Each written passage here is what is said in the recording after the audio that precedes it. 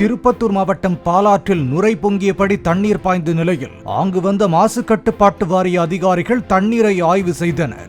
தண்ணீரின் TDS 1200க்கும் மேல் இருந்த நிலையில் தோல் தொழிற்சாலை கழிவுகளால் ஆறு மாசடைவதாக சமூக ஆர்வலர்கள் குற்றம் சாட்டினர்.